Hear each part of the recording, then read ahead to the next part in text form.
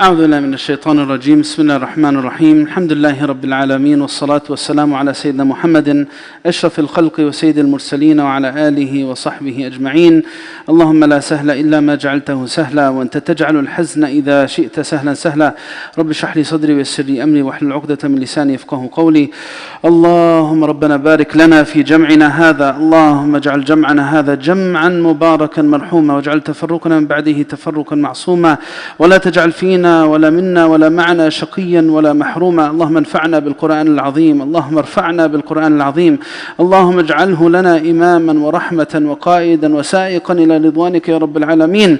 اللهم ألبسنا به الحلل وأسكننا به الظلل وادفع عنا به النقم، اللهم ادفع عنا به النقم. اللهم اجعلنا ممن يقرأه فيرقى ولا تجعلنا ممن يقرأه فيشقى.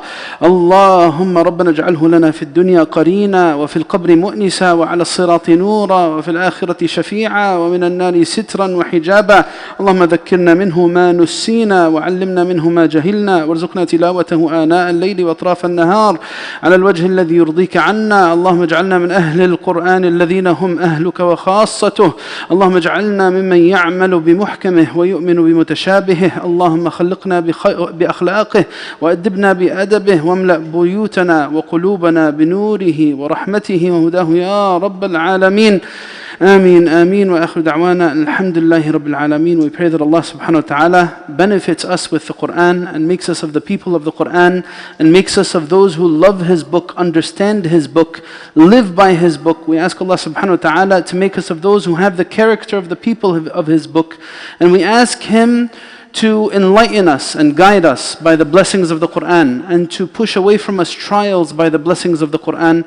Allahumma ameen. Amma ba'd, brothers and sisters, this is the second installment of Tafsir Surat al-Fatiha. In the beginning of our series, this is actually the third session that we have in this course. And today we're going to finish Surat al-Fatiha. Surat al-Fatiha is the only surah that will have two parts. All other surahs will either have one session or less, meaning that we might do sometimes two surahs or three in one session depending on the content that's there. But this surah, because it's such a vast and comprehensive surah in terms of its meaning and its guidance, it's a surah that we repeat in every rak'ah of salah, it deserves that extra attention that's needed in terms of going into the details. So next time we'll be going over Surat al-Naba, amma yatasa'alun insha'Allah. And of course, since we only have 1 hour per session, there is some time that's needed to go over these surahs on your own. You need to invest some time in trying to reflect on the meaning, understand the individual words and the vocab, because that's not something that we could do for every single word of the surah, go over the details of its vocab and its origin and its linguistics and all that. That's something that you could do on your own. There are some resources. Again, we have that book that's just a general guide really for you in terms of the theme and the translation of each surah. But there's also tafsir books that are available in English. Of course, if you're talking about Arabic, there's a vast ocean of books that you could seek guidance from. But in terms of English, one of the better resources that you could go to is Tafsir al-Sa'di. Tafsir al-Sa'di, its complete translation is available in English. It's a good translation, and you could purchase it through Amazon. So look it up if you've never heard of it, and inshallah I'll put it in the WhatsApp group after class inshallah. And you could go to Tafsir ibn Kathir, of course that's a well-known tafsir, but Tafsir al-Sa'di I think would even perhaps give you more and a better perspective in terms of the English language. Of course Tafsir ibn Kathir in Arabic is a bahr, but the translation, of course, it doesn't fully capture everything that's in Tafsir ibn Kathir. Now, that's the first part. The second thing is, of course, we have our WhatsApp group, and the purpose of this WhatsApp group is to get updates. So far, there hasn't been many updates besides the PowerPoint that we initially shared, that hopefully you all have. But inshallah, the other purpose for it is if you have questions. And hopefully you should have questions, because that's the gauge of whether I'm benefiting from the material or not. There's always something to ask about in terms of the Book of Allah. Am I willing to invest enough time to find those questions that are critical or not? So the WhatsApp group could be used for questions as well, hopefully relating to the Quran in some way or another, even if not directly related to the session. Please, I just asked the sisters in the corner. I could hear your voice from here. Jazakumullah khair. So you could use the WhatsApp group for questions, and inshallah we're going to be updating the PowerPoint between this week and next week. So inshallah you're going to get a revised version with Surat al-Naba and the details of the tafsir of Surat al-Naba there before next Tuesday, inshallah ta'ala. Starting off with a reminder of a few key points.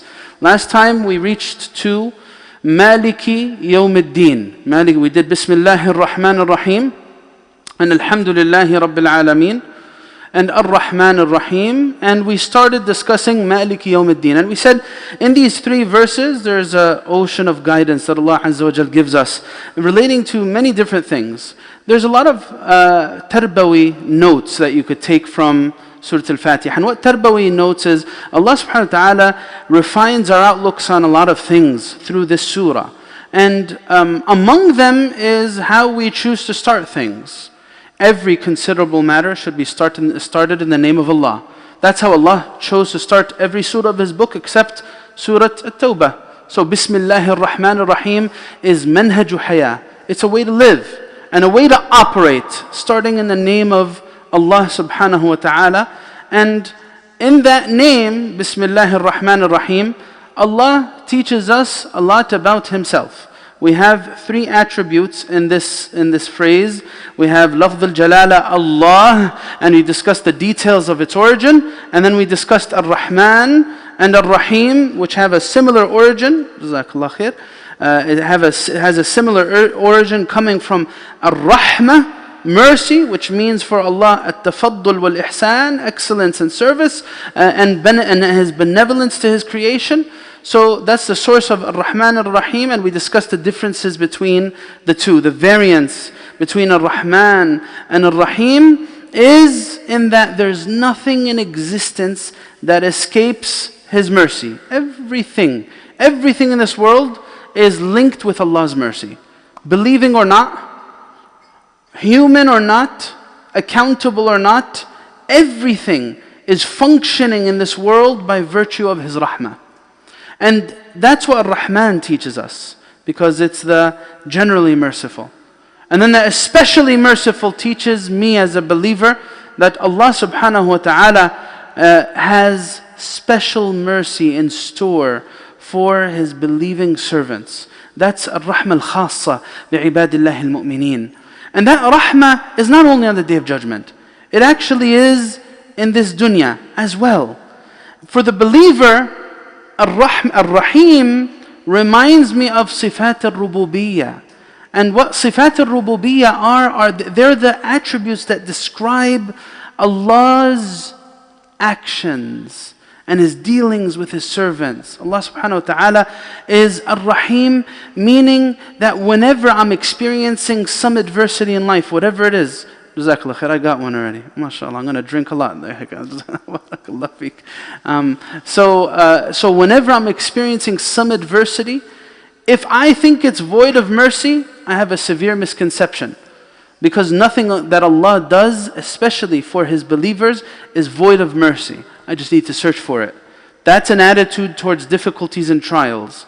Bismillahir Rahmanir Rahim lended us to Alhamdulillahi Rabbil Alameen. And that's the believer recognizing that all praise, anything worthy of praise, is linked with Allah. And we said this verse is a cure for two things. You guys remember? Just so I'm not the one talking all the time. What were the two things? What is it? Envy and? What's the other one? There are two sides to the same coin. Whenever someone's blessed with a blessing, they either get caught up with the blessing and lose sight of the giver, and it causes what? It causes a sense of arrogance and ujub and conceit. It causes conceit, and that conceit leads to arrogance. Arrogance is to use your blessings or see your blessings as a means for you to put down others and see others in a lowly way. That's what kibr is. That's what arrogance is. So this verse, Alhamdulillahi Rabbil Alameen, is a cure for hasad and kibr, envy and arrogance. How? Because if I see everything that's worthy of praise as a function of Allah, then what? Then what? Then if I see Allah allow something to manifest on the hands of Abdullah or Fatima or Zayd or whoever it is, then I realize that this is min ihsan al-Mawla tabaraka wa ta'ala. This is Allah's ihsan. So I'm not going to envy this person. I'm not going to envy him or her because I see Allah's beauty coming through His creation. That's a way to look at things, right? The second thing that we said, it's a cure for arrogance in the sense that no matter what I have, I know I'm going to relinquish ownership for it one day. As Allah subhanahu wa ta'ala, He says, وَتَرَكْتُم مَا خَوَّلْنَاكُمْ وَرَاءَ ظُهُورِكُمْ. You will abandon everything you had authority behind your back. وَكُلُّكُمْ آتِهِ يَوْمَ الْقِيَامَةِ فَرْدًا. Every one of you is going to come individually, alone, before Allah Azza wa Jalla on the Day of Judgment. Now that is very, very, very humbling, because it redefines what ownership means in the person's mind. Ya Allah. So alhamdulillah, and then comes the beautiful attribute that we're going to discuss, that we discussed in the last time, but just as a reminder, is that's sifa is ar-Rabb. Ar-Rabb. When I say Rabbi, Allahu Rabbi, what does it mean, Allahu Rabbi? It comes from tarbiyah, and it is رَبَّ الشَّيْءَ يَرُبُّهُ إِذَا أَصْلَحَهُ. That's what you say when you use this term. It means you're fixing something, you're bettering something, you're improving it. And that's تربية الشيء حالا فحالا إلى أن يبلغ حد نموه. So here, what it means is that you tend to the needs of everything in existence, stage after stage, until it reaches fruition. And that's Allah with you and I from the moment we're born. وَاللَّهُ أَخْرَجَكُم مِّن بُطُونِ أُمَّهَاتِكُمْ لَا تَعْلَمُونَ شَيْئًا وَجَعَلَ لَكُمُ السَّمْعَ وَالْأَبْصَارَ. Allah brought you out of the wombs of your mother and you knew nothing. And you were nothing. And you had nothing. And then He gave you everything, subhanah, so that you may be a grateful servant. لَعَلَّكُمْ تَشْكُرُونَ. That's another tarbiyah note that we went over from last time. That's Alhamdulillah Rabbil Alameen. And the other thing that Alameen adds, you guys remember what we said Alameen means? Who remembers? Al-Alam refers to what? Not people. There's a specific definition for it. It refers, people are part of the Alam. Yes? All of the creation, whoever said that is correct. Al-Alamu kullu ma siwa Allah. Everything other than Allah fits under Alam. So when I say alameen and I'm making it plural, I'm realizing that this subtlety of Allah, Allah subhanahu wa ta'ala's full knowledge of the outer and the inner, the hidden and the exposed, is for everybody. There's a beautiful verse in Surat al-An'am that tells us about this. وَعِنْدَهُ مَفَاتِحُ الْغَيْبِ لَا يَعْلَمُهَا إِلَّا هُ. And by Him is the keys to the unknown that He alone knows. And nothing falls except that He's aware of it. وَمَا تَسْقُطُ مِنْ وَرَقَةٍ إِلَّا يَعْلَمُهَا. Every leaf that falls off a tree, He's aware of it. And not even a grain that is above the sea or at the depths of the sea, under a rock, wherever it may be, except that He's aware of it. What does that do? That realization brings to the believer a sense of comfort, right? Because I started with Bismillah ar-Rahman ar-Rahim, and I know that my Lord, His mercy exceeds His punishment. And I second that with realizing that He is worthy of all praise and that He is taking care of me and everything else. لا يشغله سمع عن سمع ولا حاجة عن حاجة. This was the second tarbiyah note that Allah is teaching us. So the first one was what? Every considerable matter starts in the name of Allah. That's what Allah trains me to do. The second thing is, anything worthy of praise is linked to Allah. So I won't be envious and I won't be arrogant.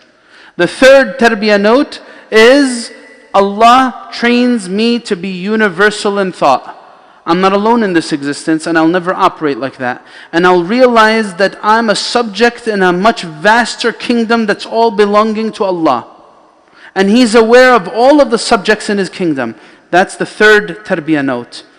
The fourth tarbiyah note, if I realize that I'm not alone in this, then I realize that Allah has many other servants to worship Him.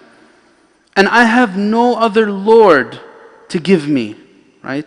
So as one of the arifin, we said this last time, إنه تعالى يملك عبادا غيرك وأنت ليس لك رب سواه. He has many servants. You don't want to worship? You don't want to remember Allah? You don't want to prostrate for Allah? That's your choice. It will not affect Him in any way. That's the realization. This is the fifth realization? Fifth tarbiyah note that Surat al-Fatiha gives me is that my worship is for me, not for Allah. I will not benefit Him by my worship. I need Him. He doesn't need me. If I don't worship Him, millions of others of His creation will come to Him and worship in servitude. That's how the believer looks at his worship. Some people look at their worship in a transactional way. I do everything right? And where does this transactional way come out? When someone's in a test. Why is this happening to me? Why am I being tested like this? I'm not a bad person. I help people. I do all my prayers. Why am I being tested in my children? Why am I being tested in my family? Why am I being tested in my wealth or health? Sometimes when people get in tests, they start asking themselves these types of questions, and this is coming from a place that sees worship as transactional. Oh Allah, I did for you, so you have to do for me. Wal-'iyadhu billah. The believer doesn't look at it like this at all. This is what Surat al-Fatiha reminds me every single time I read it. And then we said why Rahman Rahim is repeated again. Do you guys remember why we said it's repeated again? Anyone remember why? But it was already expressed. Oh, it stresses mercy, it emphasizes it. That's true. Now, what's the point of stressing it again? What's the next verse? It's about the Day of Judgment, right? You want to say something? Yes. So these are the two things. One thing is, when I just mentioned the worlds and everything in existence, right? Allah wants to reaffirm that the foundation of His dealings with everything in existence, al-alameen, is mercy. That's why it's repeated again. So Bismillah ar-Rahman ar-Rahim was said the first time. Why? This is how you should begin everything worthy of consideration. If you link it with Allah, it'll have greater meaning. Because everything other than Allah will diminish, right? This is with everything in life. The believer, if you want, as they say, if you wanted enduring glory and enduring praise, then make sure you link it to the one whose praise never perishes. That's Allah. Right? If you want enduring, إِذَا أَرَدْتَ أَنْ يَكُونَ لَكَ عِزٌّ لَا يَفْنَى فَلَا تَسْتَعِزَّنَّ بِعِزٍّ يَفْنَى. So I link it with Allah, and I start in the name of Allah, because I know if I do anything for other than Allah, that's going to be a temporary reality. It's going to be for a period of time, and then it's going to vanquish and fade away. Now He repeats it again to tell me that the foundation of His dealings with Al-Alameen is Ar-Rahman Ar-Rahim. And also to prepare me for the next verse. Because the next verse is the scariest verse in Surat al-Fatiha. It's the scariest verse in Surat al-Fatiha. And that's the one we started last time. Maliki yawmiddin. The king of the Day of Judgment. And the owner of the Day of Judgment. Maliki yawmiddin, which means king. And Maliki yawmiddin, which means the owner. Where is this coming from? How many of you have not heard of this verse being recited two ways? Malik and Malik. How many of you are hearing of this for the first time? Anyone? Most of you have heard this before. Now, where's this coming from? Who made this up? Is this differences of opinion among people? No. These are modes of recitation. These are two ways the Prophet ﷺ recited in. And being that he recited in these ways, these two meanings don't conflict with each other actually. They complete each other. And this is what we said last time. We said, someone might be a king, but he might not necessarily own everything in his kingdom, right? Someone might own something, but might not necessarily have access to it because someone took it from him, or it was seized forcefully against his will. You parked in the wrong spot, your car got towed. You could look at your car day and night while it's in the towing lot. If you don't pay the fees, you're never going to get your car back. You could cry that you own it all you want, you're not going to get it back, right? Same way, Allah subhanahu wa ta'ala is comprehensively the owner and the king of everything in existence. Subhanah. There's a verse in the Quran that tells us, Allahumma salli ala Muhammad, that tells us that Allah subhanahu wa ta'ala not only nourishes all of the dawab and all of the animals that walk upon its surface, but also the ones who ride them. Allah subhanahu wa ta'ala is describing us as human beings, that which we benefit from, and we ourselves are all fully contingent upon Him. And that's what Malik and Malik reminds me of. Now, if I'm a subject to Allah, and I'm in the kingdom of Allah, on that day, I'm going to see everything for what it really is. فَبَصَرُكَ الْيَوْمَ حَدِيدٌ. Everything, there won't be any misconceptions or doubt that, oh, I have this status. Oh, I'm from this family. Oh, I have this amount of knowledge. Oh, I have this amount of property. La, la, la. When Allah subhanahu wa ta'ala says, Maliki yawmiddin, this is a reminder. He's a king all days. But there's one day that's going to come where all kingdoms will perish except His. And everyone will be hoping for His mercy. As Allah subhanahu wa ta'ala, the Quran says in Surat al-Zukhruf, Allah subhanahu wa ta'ala says that it will be called out on the Day of Judgment. Ya ibadi, la khawfun alaykum al-yawma wa la antum tahzanun. O my servants, there's no fear upon you today, don't be sad. And when people hear this, they'll all have hope. And then when it's followed by the next verse, الَّذِينَ آمَنُوا بِآيَاتِنَا وَكَانُوا مُسْلِمِينَ, then there'll be a sense of despair except for those who prepared for it with faith and devotion.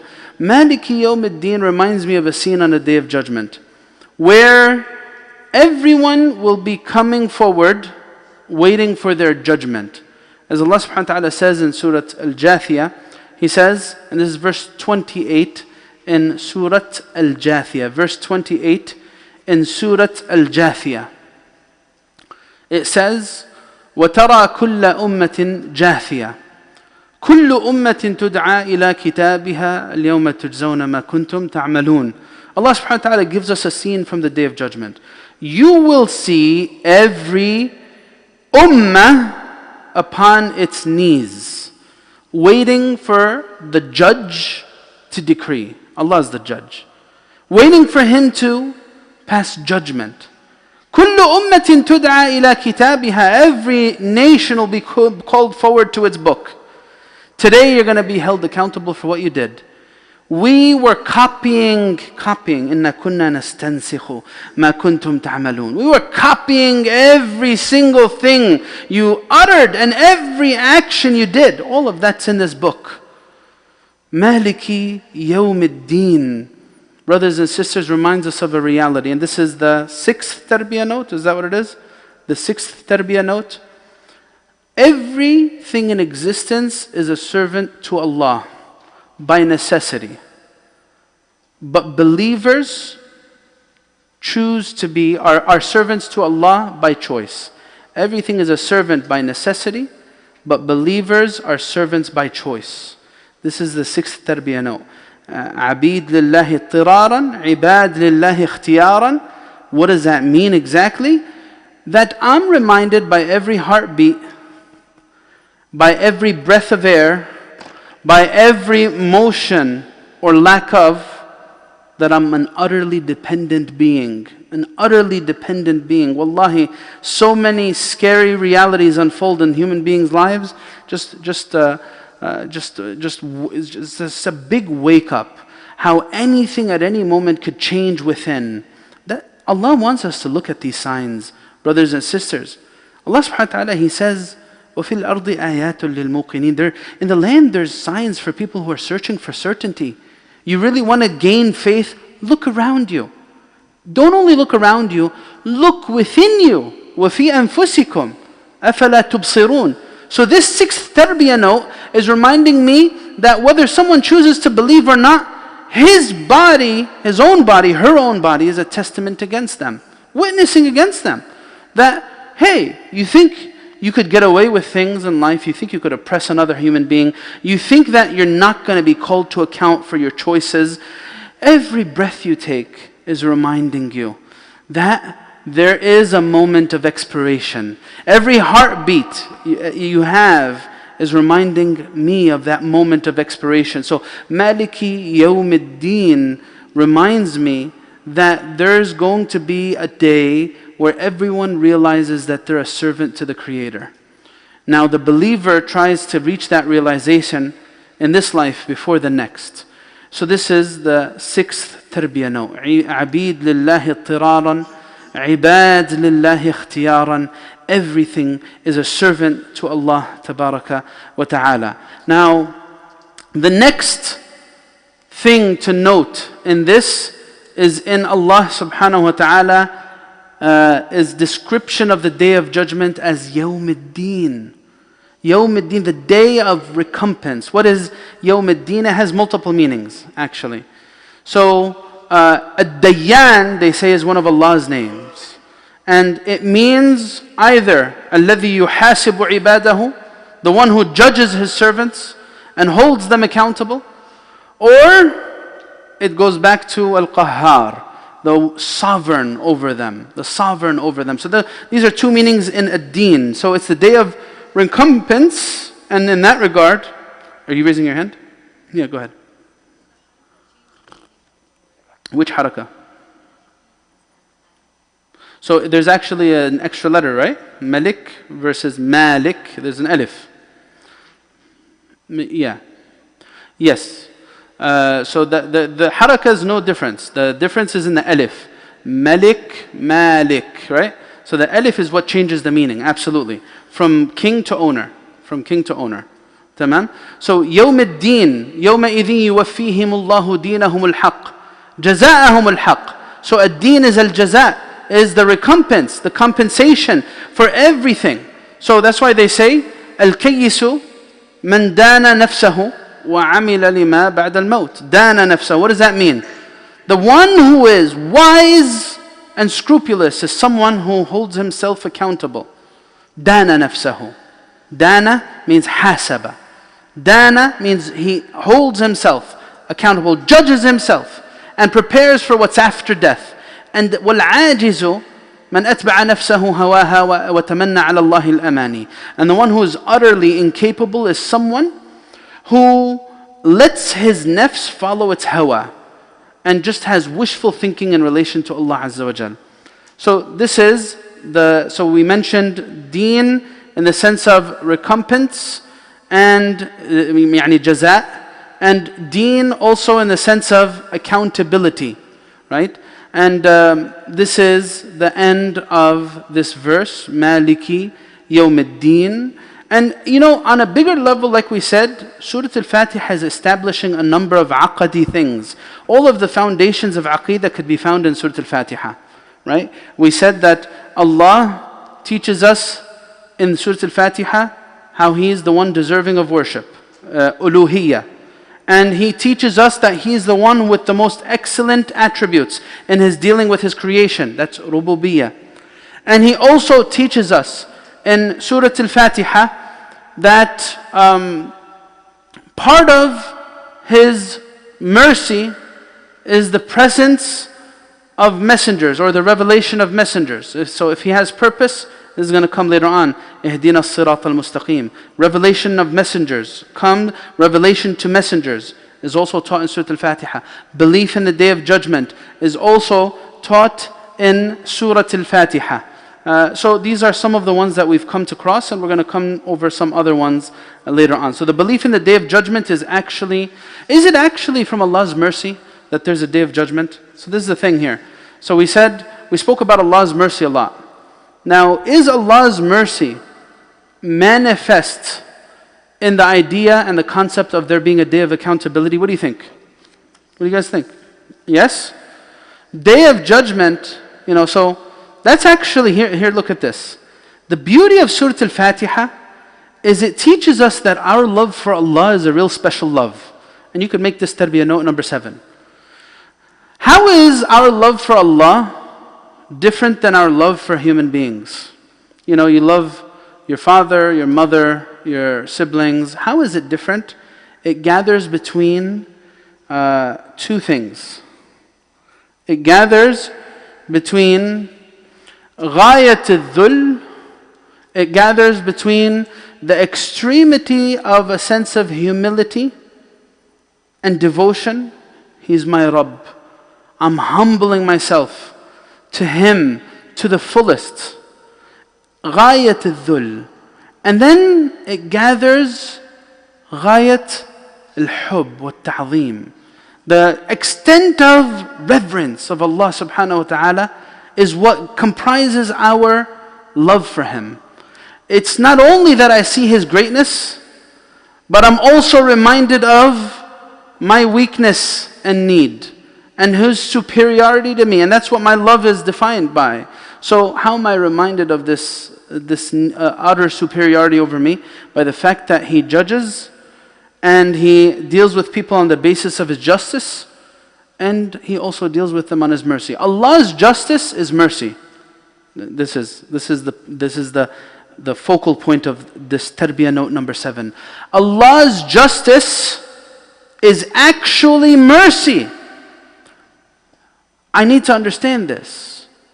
Allah doesn't inflict pain upon His servants just for the sake of revenge. That's what human beings do.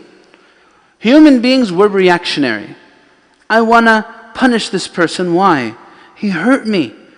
She transgressed against me. Allah is not reactionary. Our belief in Allah is that He's not reactionary. In fact, when He holds people accountable, it's for the betterment of them or the betterment of humanity. The betterment of them, look at this verse in the Quran. Allah subhanahu wa ta'ala, He says, وَأَخَذْنَاهُمْ. This is about the people of Fir'aun. People of Fir'aun. Such an arrogant, toxic culture that was set forth by someone who claimed to be a god. Fir'aun. What did Allah say? وَمَا نُرِيهِمْ مِنْ آيَةٍ إِلَّا هِيَ أَكْبَرُ مِنْ أُخْتِهَا. We did not punish them immediately, swiftly. No. Alhamdulillah. That part of Allah's mercy is He actually doesn't punish people quickly. That's part of His mercy. He doesn't punish people quickly. He gives them a lifetime to redirect and correct. So He says, we show them sign after sign, and each sign is bigger than its predecessor. And then we show them some adhab and some punishment. Why? لَعَلَّهُمْ يَرْجِعُونَ. So that they may perhaps wake up. Come back. Come back. That's Allah and the beauty of Allah. So is the presence of a day of judgment from Allah's ultimate mercy? Yeah. Yeah. Because if it wasn't for a day of judgment, then people would be in a deep slumber. Because Allah describes to us human nature. Allah describes to us human nature. He says to us, subhanah, in Surat al-Qiyamah, كَلَّا بَلْ تُحِبُّونَ الْعَاجِلَةِ وَتَذَرُونَ الْآخِرَةِ. Part of human nature is that you prefer the immediate and you defer that which is delayed. And part of the reason why the Quran gives us so much imagery, like I gave in another community, I was giving a series about the hereafter, and I was speaking about heaven and hell, and one of the people got frustrated. You might find it bizarre why people would get annoyed from this, but everyone has their own way that they think. So one of the frustrations was, why are you speaking about Jannah and Nar when we're never going to know what it actually looks like anyway? You should just speak about things in this life so we could be pragmatic and take advantage of the time we have here. Leave Jannah to when we get there. Don't worry about His description. Does Allah function like this? No. Allah subhanahu wa ta'ala gives us deep images, deep and intricate imagery in the Quran about what the Day of Judgment, what Jannah will look like, what hellfire will look like, all for the purpose so that we can what? We can be inspired to treat it as something right in front of our eyes. Because if it's not in front of our eyes, it's going to be forgotten. That's how we are in human nature. That's how we are. We need constant reminders. That's why they say one of the reasons why human beings was named insan is لِنِسْيَانِهِ, right? Sometimes it takes a tragic thing to happen to wake someone up, right? A near-death experience, or a sit down with a doctor and the doctor says, hey, look, if you don't fix X, Y, and Z, then this is going to happen to you. This is the results of the blood test, and this is your situation now. If you don't fix this, then when it comes with that warning, then the person starts waking up. Ya Allah, can you think of Maliki Yawmiddin being as a source of mercy for people? Ya Allah, not believing in a day of judgment is an awful way to live. Not living like you're preparing for a day of judgment is also an awful way to live, because sometimes some people believe it, but that belief is so faint in mind that it hardly really affects how they function on a day-to-day basis. Maliki Yawmiddin is an utter source of mercy for creation. That's where we're at. And that's why in the end of Surat al-Nazi'at, one of the surahs that we're going to get to, Allah subhanahu wa ta'ala says, يَسَأَلُونَكَ عَنِ السَّاعَةِ أَيَّانَ مُرْسَاهَا. They ask you when the hour will come. Then Allah tells Muhammad ﷺ, فِيمَ أَنْتَ مِنْ ذِكْرَاهَا. Where are you from when it'll actually happen? You don't know. That's something that's reserved to Allah, and Allah reserved it to Him. Why? So that we can seize the moment and prepare for it. As long as it's unknown, it could come at any moment. And that's how the believer functions. That's the tarbiyah notes in Surat, in Maliki Yawmiddin. And I think perhaps, what number are we at? We're at 7, right? You might have included what we just said as 7 and 8. There was like 2 different points that we mentioned in that. But nonetheless, inshaAllah, we'll continue with the next ayah, which is إِيَّاكَ نَعْبُدُ وَإِيَّاكَ نَسْتَعِينُ. This is the heart of Surat al-Fatiha. The heart of Surat al-Fatiha, the whole build-up in Surat al-Fatiha is to get to this very verse. إِيَّاكَ نَعْبُدُ وَإِيَّاكَ نَسْتَعِينُ. Why is it? Because we said Surat al-Fatiha is a dua. It teaches us how to call upon our Creator. And how does it teach us to call upon our Creator? You guys know Sayyid al-Istighfar, right? You guys know Sayyid al-Istighfar? Right? Oh, who can say it? Go ahead, you want to say it? Say it out loud.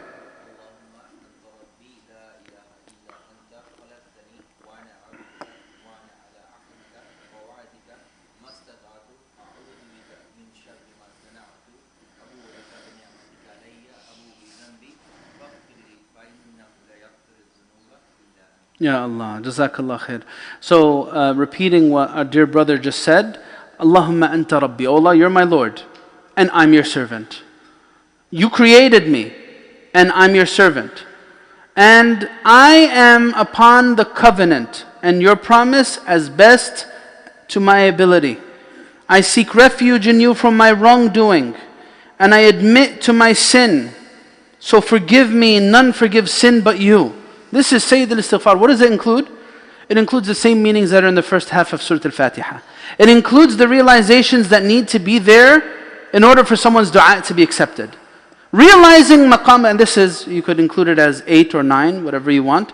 Surat al-Fatiha is dua. And the climax of the surah is إِيَّاكَ نَعْبُدُ وَإِيَّاكَ نَسْتَعِينُ. This is the climax of the surah. This is the most significant part of the surah, the heart of the surah. And up until this point, I realize 2 things. I recognize maqam al-Rabb tabaraka wa ta'ala, Allah's status, and I realize my status. Between the 4 verses, that meaning was exactly what was emphasized. I'm a subject, you're the king of the day of judgment. To you is all praise, right? You are the merciful, the generally merciful, and the especially merciful. These 2 things, when the person starts realizing his place as a servant and Allah's place as the creator and the maker, that's when the doors of guidance open to him. That's why this is called Sayyid al-Istighfar, the chief form of istighfar. If you don't know it, you need to memorize this. Because this is what all those meanings in ibadah go back to. The essence of what ibadah is all about goes back to this. Realizing all goodness is in realizing Allah's status as supreme to ours, and our status as humbly in submission to Him. Right? That's why the closest you are to Allah Azza wa Jal is where? Is where? Sujood. It's the closest position. Why? Because it's the closest realization to my place as a servant. And the more I realize that really nothing unfolds in my reality except that He's aware of it and that He's guiding it, and that He's the one who's able to benefit me and He's the one who's able to push away harm. That is a very, very strong realization. Some people see that as very, very like restricting. But in fact, ibadah and worship is very liberating. Ibadah is liberating. I realize the greatness of my Creator. And that's His status, because He gave me 3 things. I'm praising Allah for what? Ni'mat al-ijad, wa ni'mat al-imdad, wa ni'mat al-irshad. These are 3 blessings. These are the 3 supreme blessings that we thank Allah and that we observe gratitude to Him for. Ni'mat al-ijad, the blessing of my creation. Because my existence in life is not consequential. It's not. Very easily, I could have not existed. And at a certain point, I will not exist. I will not exist. No matter how we try to sugarcoat it. Yes, some people, their legacy endures and their benefit continues. But the reality of the matter, with the passage of time, everyone's impact on this existence wanes unless Allah subhanahu wa ta'ala gave them specific means to benefit and impact creation. And that's what we know from the prophets and messengers and from the other means of continuous charities and stuff like that. But in any case, at a certain point, we're all going to be coming into consequence. Ni'mat al-ijad. Ni'mat al-imdad. Allah is the one who blessed me with function. He's the one who blessed me to operate in existence. I can never forget that. Every time I motion, there's crazy things that happen out there. Even like say if you get just very slight amount of bleeding in your head, your whole existence will completely flip. You very likely may die. You will need operations and surgeries. You will very easily faint just by some imbalances in your brain. That's how sensitive our creation is. Or you look at any other bodily organ with that same function. So ni'mat al-ijad, the blessing of creation, is one. Remember these 3, because it helps me get a comprehensive outlook. Ni'mat al-imdad, the blessing of function.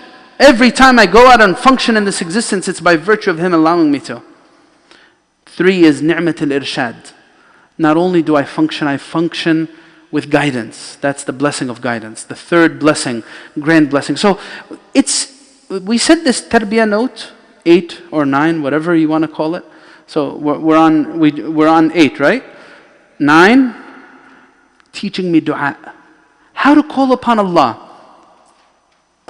أَمَّنْ يُجِيبُ الْمُضْطَرَّ إِذَا دَعَاهُ. Take a look at this verse. Who's the one who answers the one in ittirar? What's ittirar mean? Dire need, utter need. What does that mean exactly? Someone who has a very special realization. All doors are closed. All doors are closed except his. That's al-muttar. I have nowhere to go. I can't go to this person or that person or anyone else. No one could save me from what I'm in except Allah. That is a muttar. Someone who is muttar, sometimes when you go to people and you have no other way or no other place to go, sometimes people might undermine you. Or some people might, get uncomfortable with you.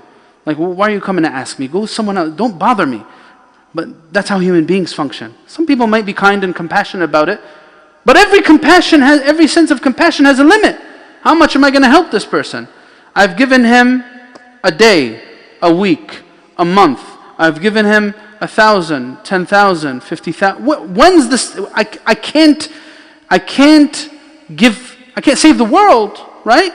But Allah subhanahu wa ta'ala, He describes Himself, أَمَنْ يُجِيبُ الْمُضْطَرَّ. What a beautiful description. Why?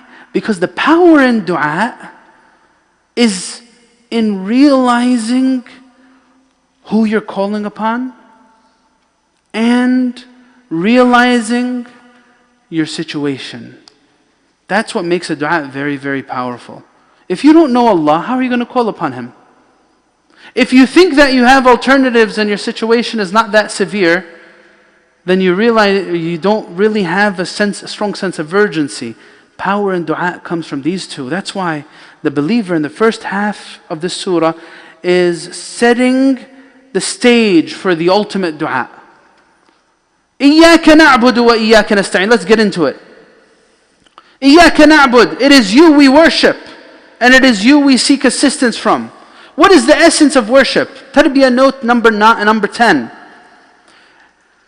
Ibadah comes from something that is mu'abbad. Tariqun mu'abbad is a paved way, a trodden path. Something that is very easy to traverse. It's not like a rigorous terrain, like a mountain or something like that. That's tariqun mu'abbad, a very easy passageway, well-used passageway. And the essence of ibadah is it does that to us, as it should do that to the abd. Ibadah is a very transformative thing. The essence of worship is transformative. And that's why the Prophet ﷺ, he tells us very clearly that if your prayer doesn't stop you from doing obscenity, then you really haven't prayed. Because you haven't experienced what ibadah is about, because it's supposed to humble you and break the arrogance in the soul, supposed to break the idol within. That's what ibadah does. That's what true worship does. Whereas the essence of what leads people to be denied paradise, Jannah, is the direct opposite. What's the attribute, the characteristic that the Prophet ﷺ said will stop people from entering Jannah? One characteristic. What is it? Arrogance, right? Why? What he described. Why? What does arrogance do? Al-kibru batarul haqq wa ghamtun nas, right? Kibr leads to rejection of truth. It's the direct opposite of a sense of worship. And that's why, take a look at this. Someone might experience the sense of worship without being a worshipper.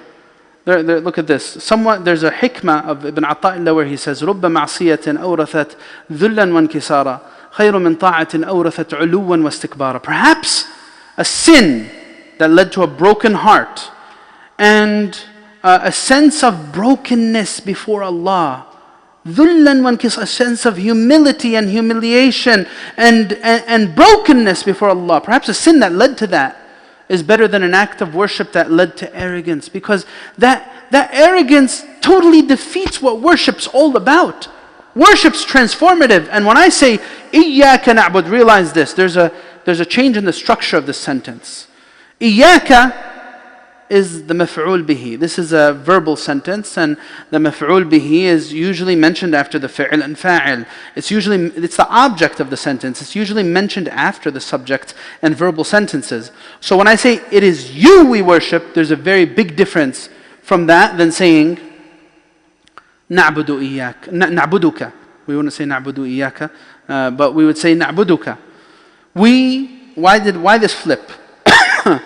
First, it is to convey a certain sense that true worship is worship that is with full devotion.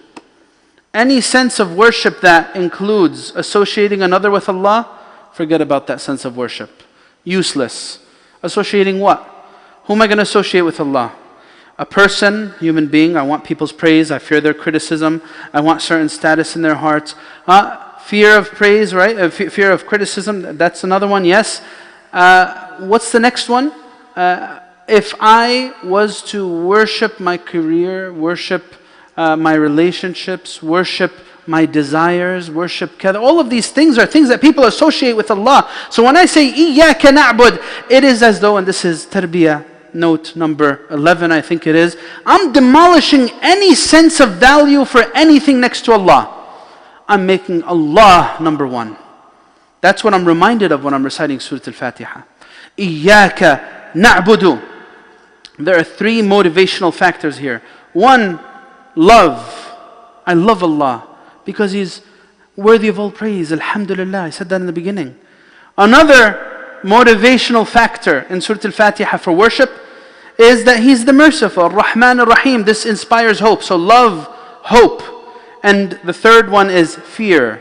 These are the three motivational factors. So again, nothing's random. You see how intricate this surah is.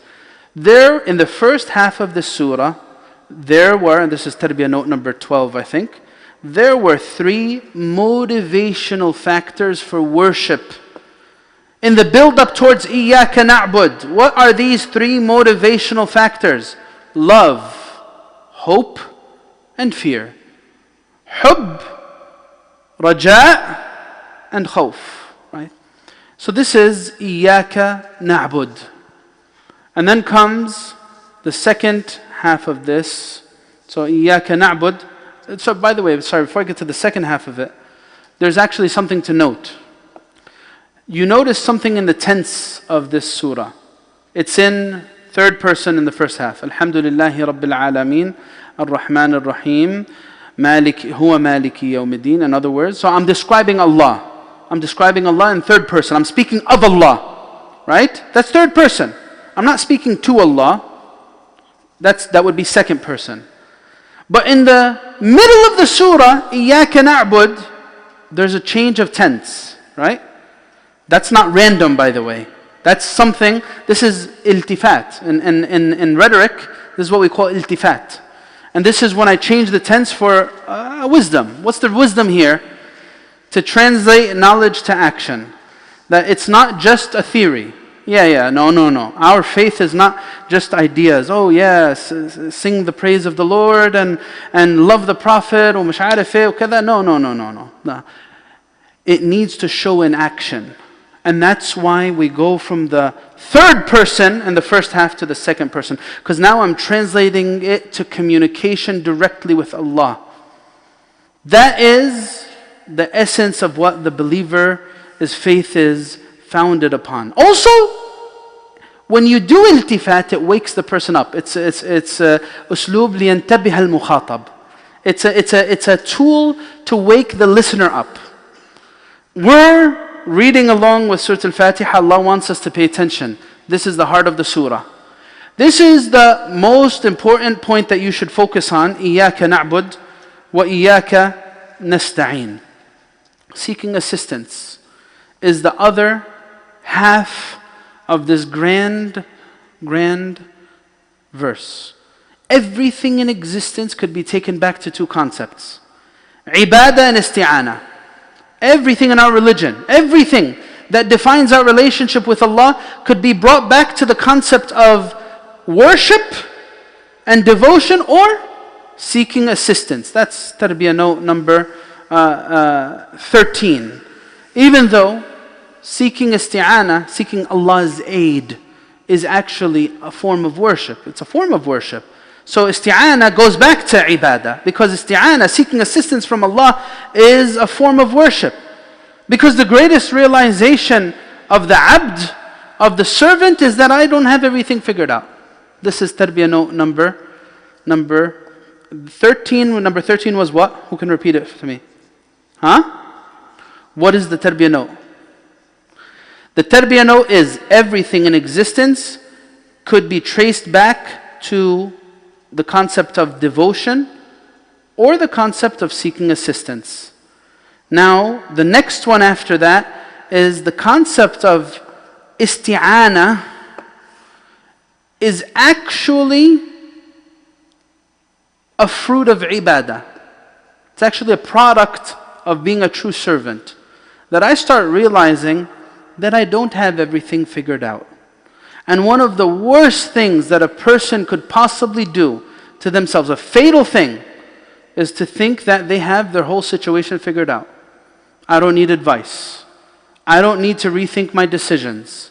I don't need to repent from anything. Wallahi, this is the biggest calamity upon a human being, that whenever he sets himself up for failure, it's usually coming from dismissing any need for modification of behavior. إِيَّاكَ نَسْتَعِينَ, this is 14, is the fruit of worship. That's number 14.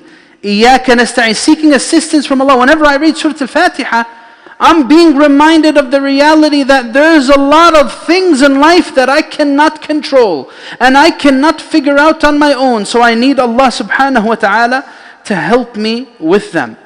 The essence of seeking assistance from Allah involves a lot of things, right? You know, the sense of, the whole idea of dua is not just words you utter. This is what Surat al-Fatiha is teaching us. Dua is not, don't take that lightly when we said, if you don't know Allah, how would you ever think to call upon Him? That's a reality. If I don't trust in Allah, how could there ever be any sense of power in my dua? If I don't have any trust in Allah and tawakkul upon Him, if I seek assistance from Him, that means I trust Him. So I have a sense of tawakkul. And I have a sense of yaqeen and certainty that He can resolve my affairs, or else why would I go to Him? If you know someone cannot help you figure something out, why would you waste your time and seek their assistance? That's what Allah subhanahu wa ta'ala tells us to think. Think about this. Who will help you in your most dire moments? It's Allah. In your most dire moments, there will be no one who could really remove your affliction except Allah. And perhaps Allah will send some human beings to assist you to do that. But He's the one who ultimately removes it. He's the one who actually removes your state of dire necessity. And that realization just changes the whole perspective on things. I seek assistance in Allah, that means I trust Him. Do I really trust Allah? How can I prove it? How do I react to hardships and difficulties? How is that really training me and changing me in the way I think? Linking it back to Allah. Whenever I'm afflicted with something, I say, قُلْ لَن يُصِيبَنَا إِلَّا مَا كَتَبَ اللَّهُ لَنَا هُوَ مَوْلَانَا وَعَلَى اللَّهِ فَلْيَتَوَكَّلِ الْمُؤْمِنُونَ. Nothing will afflict us except what Allah has decreed upon us. So you see, brothers and sisters, this is just not like kalam insha, just random thoughts. This is very precise. I worship you, it is you we worship, and it is you we seek assistance from. That entails a whole lot of how I perceive Allah and how I perceive myself. Tarbiyah note number 15. The Jannah, plural form. إِيَّاكَ أَعْبُدُ. No. I'm telling you, this is not just Surat al-Fatiha. Spend the rest of your life trying to figure out why Allah chose each pronoun He chose. Why the wording of it was just like it was. Why not something else? You'll always find there's a profound wisdom behind it. Why is it is you we worship? If I'm praying alone, why would I say we? There was a man in the modern era, I won't mention his name, but when it came to some of the surahs of the Quran, like قُلْ هُوَ اللَّهُ أَحَدٌ and Allahu Samad, and قُلْ أَعُوذُ رَبِّ النَّاسِ, he said, why do you have to say قُلْ? Allah is telling you to say. Go ahead and say it. Say, Allahu Ahad, Allahu Samad. It's funny, right? I think he was serious. But anyway. So, why do we say we? I'm alone. There's no one with me. This is a realization that Allah put embedded in Surat al-Fatiha. Your journey to Allah is not an individual one. Don't think about it like that for a moment. If you try to live that journey all alone, you will fall into so many blunders along the way. That's what it is. That's what it is. Allah subhanahu wa ta'ala reminds us of this in Surat al-Fatiha for a profound wisdom. On one end, it reminds the believer that he's part of a body of believers, right? And in that sense, I can't do this all by myself. إِيَّاكَ نَعْبُدُ. We need you, we worship you. And we need you and your assistance. So I remember the body of believers. The other thing in it though, why does the believer say this? Why does the believer think like this? Who am I to say إِيَّاكَ أَعْبُدُ? There's a sense of entitlement there that the believer doesn't dare use with Allah. No, no. إِيَّاكَ نَعْبُدُ. My worship is too insignificant for me to present it to Allah. I worship you. No, no, no. We worship you. So it's a humbling sense. Even that's why in the tashahhud, what do we say? What do we say? التحيات لله المباركات الصلوات الطيبات لا السلام عليك أيها النبي ورحمة الله السلام علينا وعلى عباد الله الصالحين. When I mention in tashahhud the righteous servants of Allah, it's because I don't dare count myself alone, because me by myself I'm nothing. I know that. My worship's full of deficiency. Even if people can't see that, I know that of myself. Because بَلِ الْإِنسَانُ عَلَى نَفْسِهِ بَصِيرًا وَلَوْ أَلْقَى مَعَاذِيرًا. People are a witness over themselves, even if they give their excuse. So na'bud has two lessons for us there. Remembering the group of believers and humbling myself that I don't mention my worship and my actions before Allah. No, I just link it, with the servants of Allah. I'm with everyone else. Allah subhanahu wa ta'ala allows me to be forgiven and accepted along with them. إِيَّاكَ نَعْبُدُ وَإِيَّاكَ نَسْتَعِينُ. And then comes اهدنا الصراط المستقيم صراط الذين أنعمت عليهم غير المغضوب عليهم ولا الضالين. Now is the greatest request that a believer has. The greatest desire in existence is for guidance to the right path. And when I say اهدنا الصراط المستقيم, there are just a few things that I need to focus on. The first one is the concept of guidance. The second one is the concept of istiqamah. And the third one is the means by which those two are attained. Those are three things to focus on in this verse. When I say guide me, this is a recognition that my mind has limitations. This is tarbiyah note number what? 16. When I say guide me, what does it mean? It's a recognition of the limitations of the mind. How many people have been misguided because of their minds, thinking that they're superior in their understanding? I know what benefits me. I know what makes sense. I don't need this. This doesn't make sense. Rejecting a hadith, rejecting a guidance from the religion. Why? The mind, right? The mind reigns supreme for some people in their decision-making process. If it doesn't fit into my understanding, I'm gonna just reject it. Sometimes Muslims operate in this frame, that I need to figure out the teachings in religion that can fit into my storyline. And if this shaykh doesn't make it happen, I'm going to go to another shaykh to make it happen. And if that other shaykh doesn't make it happen, I'm going to go to a third shaykh until I find the shaykh that could say what's in my mind. And I'm going to say, oh, mashallah, this is a good shaykh. Good shaykh. Yes, he said it. He said the words that were in my head. Because the words in my head are superior. Anyway, so when I say guide me, tarbiyah note number 16 is, my mind is limited. I can't find guidance all alone. I can't. So what do I need? I need messengers to communicate that guidance. So I realize that there's a need for messengers when I say ihdina as-sirat al-mustaqim. There are 4 types of guidance. We're going to finish within 5 minutes, inshallah. There are 4 types of guidance. One is the hidayah of common sense. Hidayat al-dalala. That I learn how to function in existence. I know what's beneficial, I know what's harmful. I know how to go about seeking my rizq. So this is hidayat al-dalala. Allah subhanahu wa ta'ala, He gives this to all of His creation. And then you have hidayat al-irshad, that Allah subhanahu wa ta'ala sent messages and messengers. This is the second type of guidance. So the first type of guidance applies to everything. Bees, animals, you name it. They all have a sense of guidance. The second one is the guidance to messengers. Hidayat al-irshad. وَهَدَيْنَاهُ النَّجْدَيْنِ. We showed him the path of truth and the path of falsehood. The path of hidayah and the path of dalal. This is the second one. Hidayat al-irshad.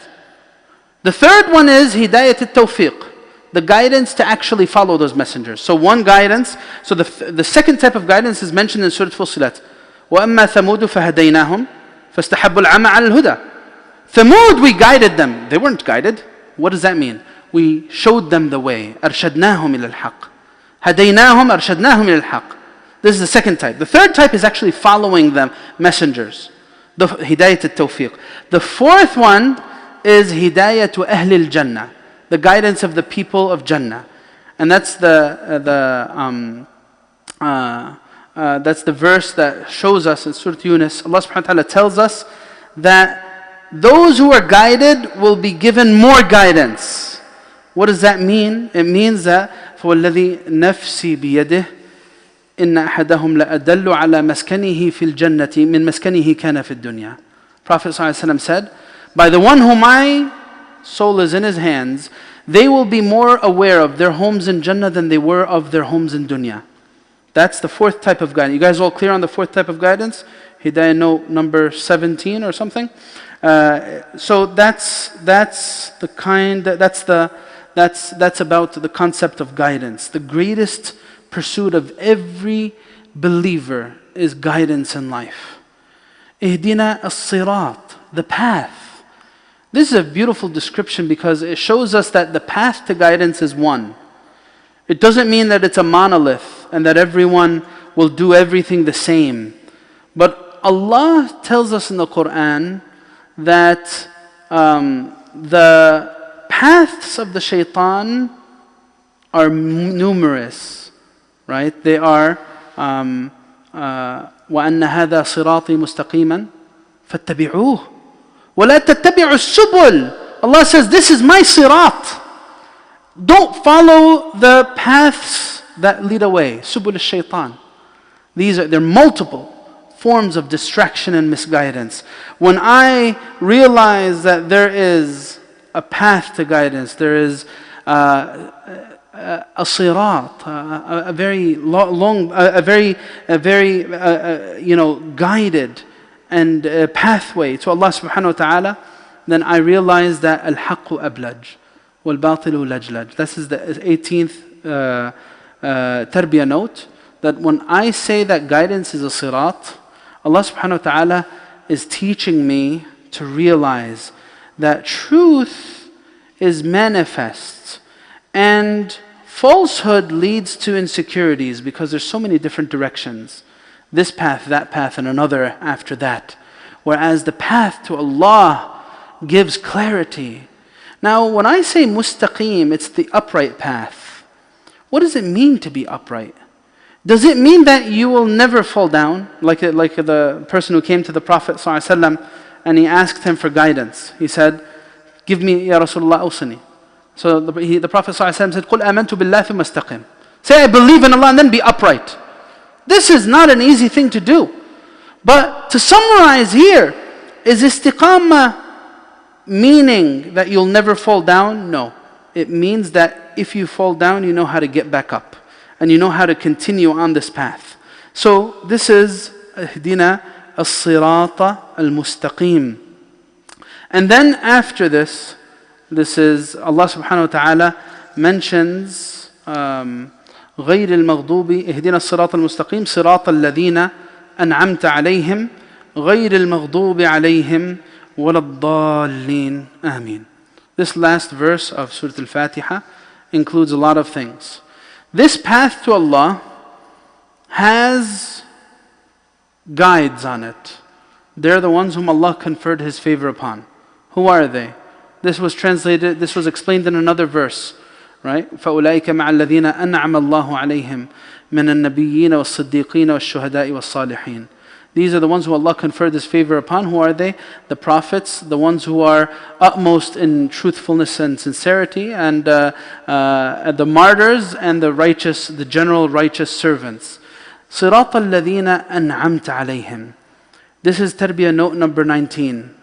There have those who gone before me as guides on this path. I don't need to reinvent the wheel. I need to be guided to their way. I need to follow in their footsteps. I'm realizing that as a believer, there is a generational connection between believers, generational connection. صراط الذين أنعمت عليهم. I remember those whom Allah subhanahu wa ta'ala has guided before me, and I just want to follow suit with them.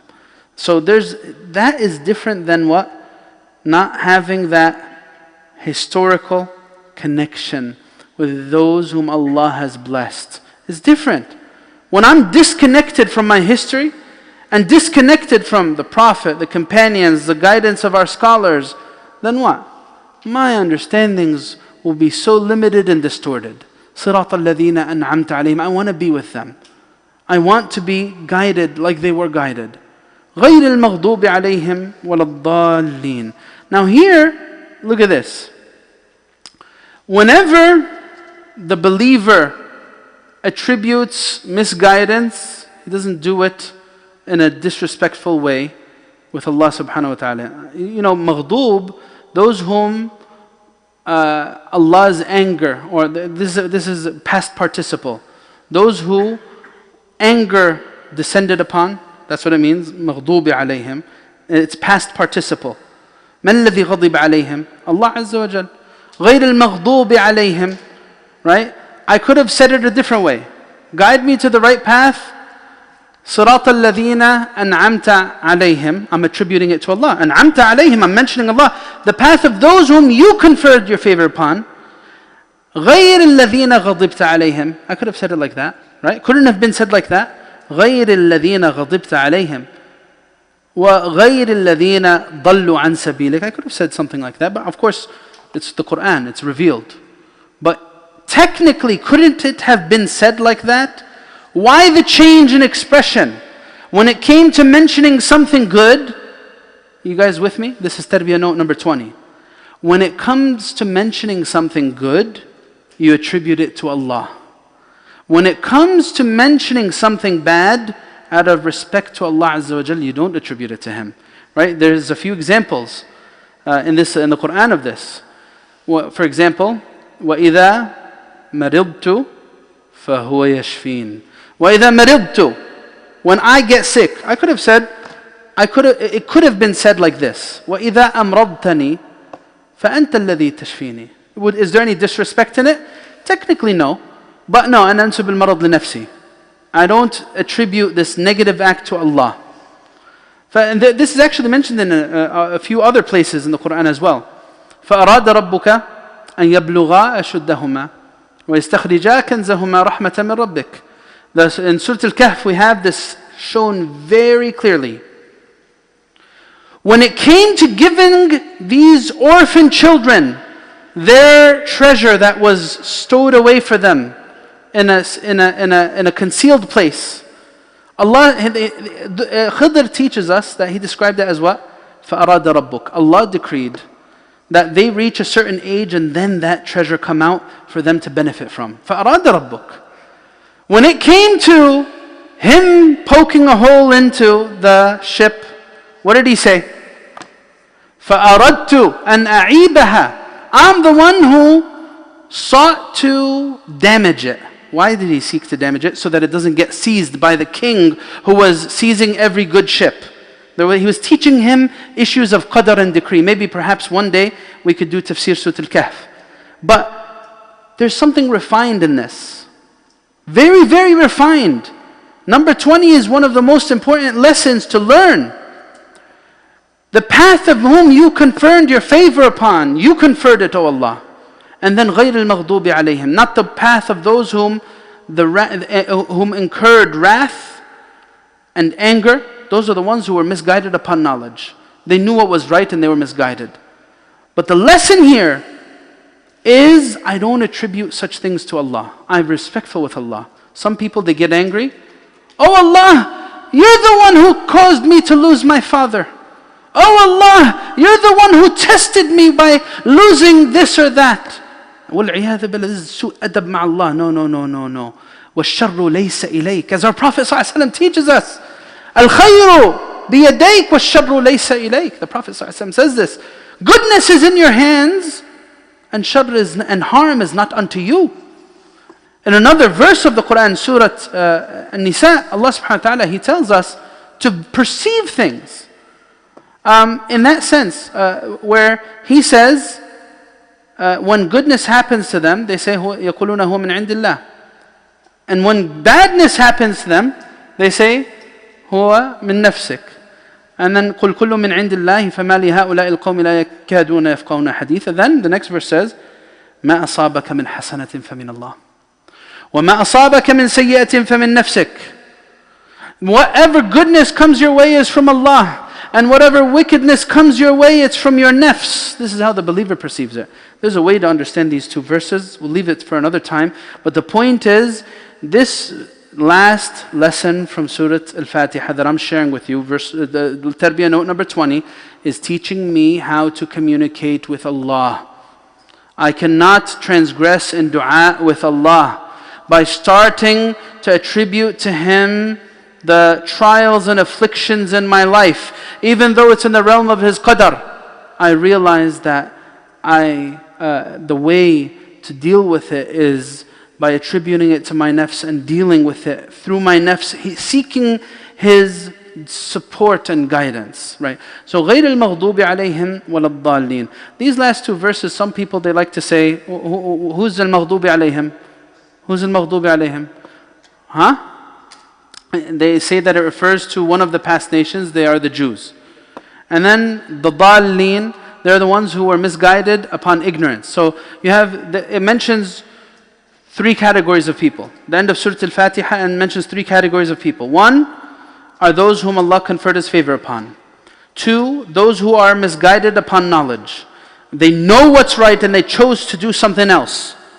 And the third category is those who are misguided upon ignorance. And this is a lot of deep stuff here. Again, that's why there's this book written about Surat al-Fatiha. A whole book, I'm just giving you summaries, right? The third one is those who are misguided upon ignorance. So in this is a realization I need to learn.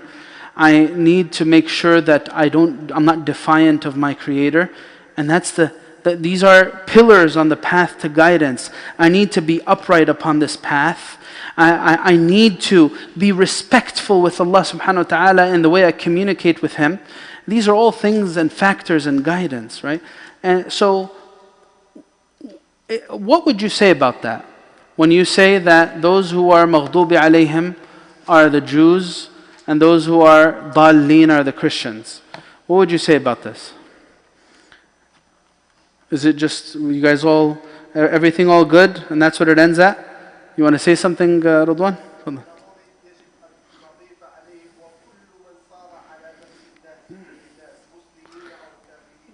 MashaAllah.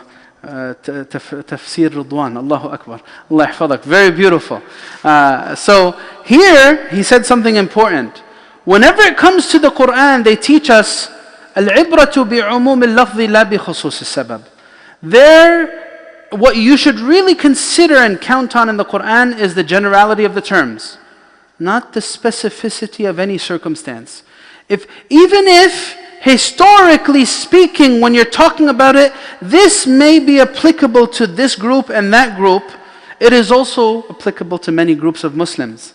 Have many groups of Muslims also followed suit in terms of being upon misguidance with ilm? They know what's right and turn their backs on it. Yes, there's too many people like that. May Allah not make us from them. People, they're told, the Prophet ﷺ says X, Y, Z, khallini, it's okay. I don't want to hear this. Some people, they're reminded of Allah. وَإِذَا قِيلَ لَهُ اتَّقِ اللَّهِ أَخَذَتْهُ الْعِزَّةُ بِالْإِثْمِ. When he's told, be conscious of Allah, what does he do? His pride drags him into sin. Right? So, are there many Muslims who also fit under this category? Yeah. Are there many Muslims who are also misguided upon ignorance? Yes, of course. Many Muslims who don't know their duties to Allah, and they end up, actually some of them even through devotion, false devotion, that's not following the guidance of the Prophet ﷺ, have left the religion because of that. There's so much to this historically, in a historical context. That's why that we have the guidance of the Prophet ﷺ and the guidance of the Quran to make our worship within a certain framework, right? So that's the end of Surat al-Fatiha. In the end, these are 3 categories. That would probably be less than number 21. We wanted to keep it at 20, but 21 is 3 categories of people. Conferred favor upon, those who incurred your wrath by intentional defiance, and those who were upon misguidance due to their ignorance. And all in all, the believer, and this is number 22, the believer looks for meanings not for whom verses may have historically applied to. Wallahu ta'ala a'la wa a'lam wa ahkam. We ask Allah Azza wa Jal to allow us to live these meanings while we read. The best thing you could possibly do, try to memorize these tarbiyah notes and make them part of you, so that when you read Surat al-Fatiha, you're able to recognize these meanings as you're reading it. And tell me if that doesn't affect the khushu' in your salah. Trust me, it will. I ask Allah Azza wa Jal to give us tawfiq. Again, study the next surah. From now to next week, study Surah Al-Naba. Get Tafsir al-Sa'di. Or if you know Arabic, get one of the Arabic tafsir, anyone that you want. Tafsir ibn Kathir, very good tafsir. Or others. And read it and come with questions. This is how we enrich this. This is how we enrich it. You want to ask about a certain term or about a certain expression? Send a message in the WhatsApp group and ask the question. Maybe you might have benefited and found the answer, but maybe others can also benefit. That's the benefit of having the WhatsApp group. If one person asks a question, the other 100 will benefit inshallah too. So this is a means to get reward, and ask Allah Azza wa Jal to give us tawfiq. Jazakumullah khair. And assalamu alaikum wa rahmatullahi wa barakatuh.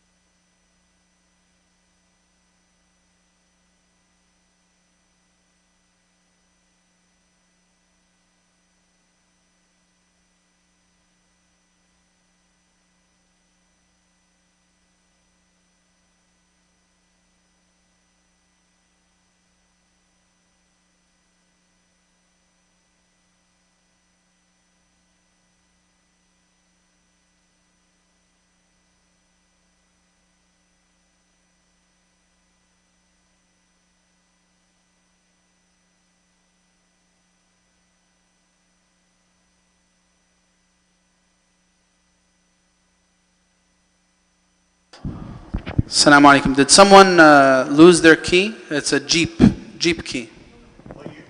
Yeah.